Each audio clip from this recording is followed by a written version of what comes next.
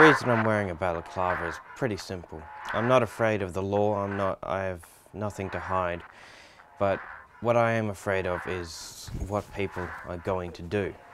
I don't want to disclose my name, my face, my location, because I know people are going to come to me for help, and it's not my problem if people need help or not. It could happen at any moment. It would take approximately 1 hour for every nuclear bomb in the world to hit their target. So that's every single major city on the planet. So that's the end of the world.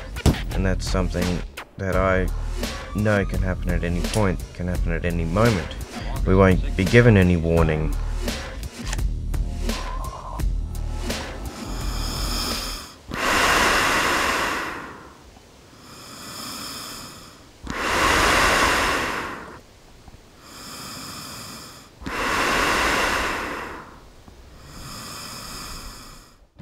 I'm 20 years old. I've been prepping for about 3 years now.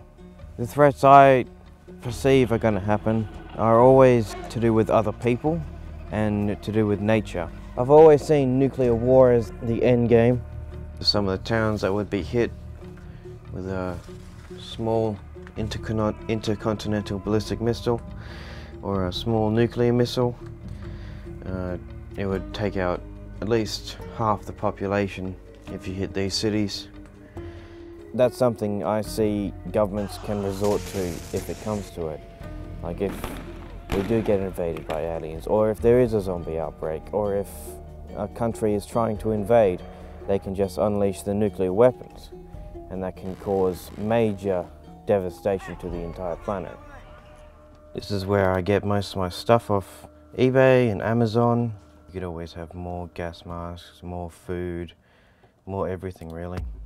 I could use guns, probably for self-defense. I would probably get a Remington 700.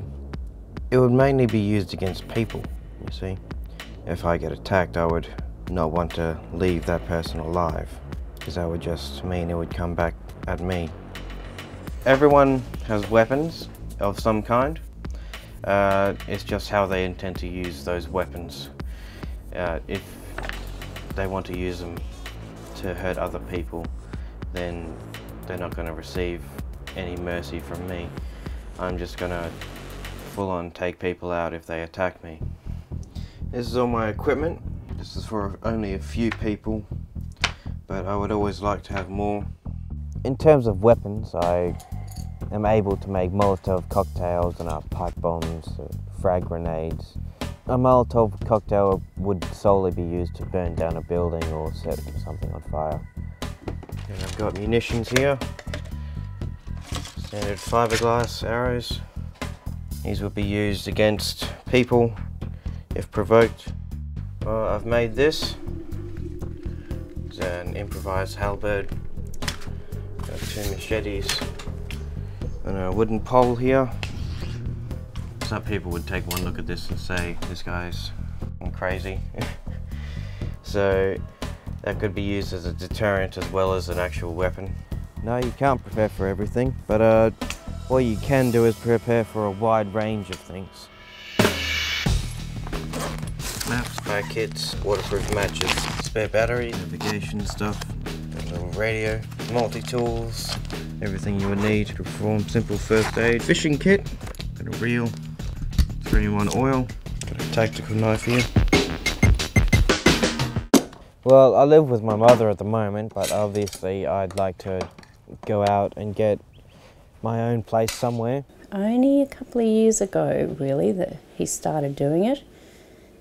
I think he got a lot of it online, or got into the TV programs on Doomsday prepping, and that's what started him off. I find he's very, very secretive about his prepping, and he doesn't disclose a lot of information to other people, even me. So I don't know why he's like that, but maybe he's a bit protective. Howdy. Hey. What are you doing today? Nothing. Nothing? Are you taking much gear with you tomorrow? No, don't need to. No. Just the basics? Well, I've said that I don't want to be here if there's any Holocaust. I don't want to live without everyday luxuries. That scares me, actually, having invasions from other countries, because you just can't trust Republicans or other nationalities. Certain countries have a mass murder, suicide, crime rate, where it gets pretty serious, and of course no one values life at all, do they? It does worry me having a lot of murders out there, because I don't want to be in the firing line, I guess. I don't want that to happen to anyone I know. I don't like having a lot of military gear around. Get out of the way. Weapons, because if ever anybody broke into my house, or they'd find a hell of a lot of stuff here that would be very dangerous.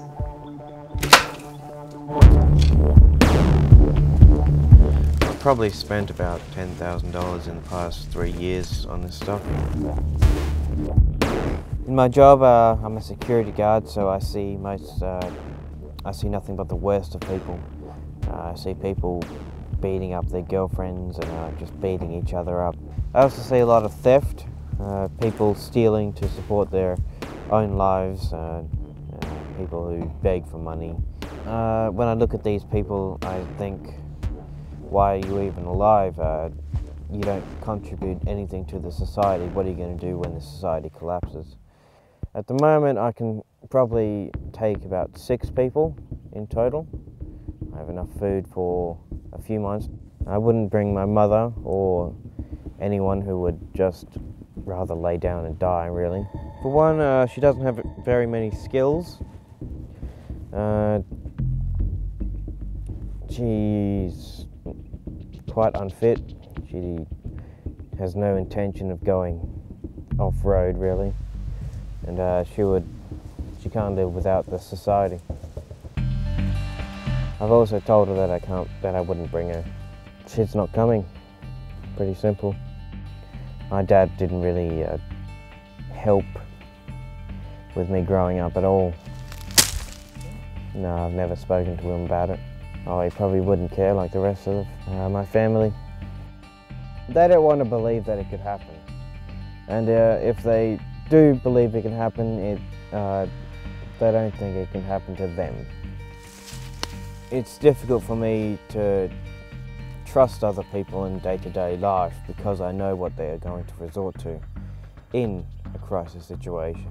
Human nature takes over. When you're hungry, when you're tired, when you're thirsty, you will do things that you don't want to do, that you don't usually would ever think of doing in your life. And that's something that I'm afraid of. I do believe that I've had to detach myself from things like feelings. All you need to do is consider yourself an outcast, consider yourself someone who doesn't have friends, who doesn't care about anything, even if you do. That way you can be better prepared. I say to myself that these things are not permanent, that they can be destroyed, that they're going to be destroyed, so I shouldn't get attached. If I was to die and nothing happens, then I could just leave it to other people. No, I prefer it if something didn't happen, because at least then we can keep on living the society. But if something does happen, then I wouldn't want to say I told you so, but I would.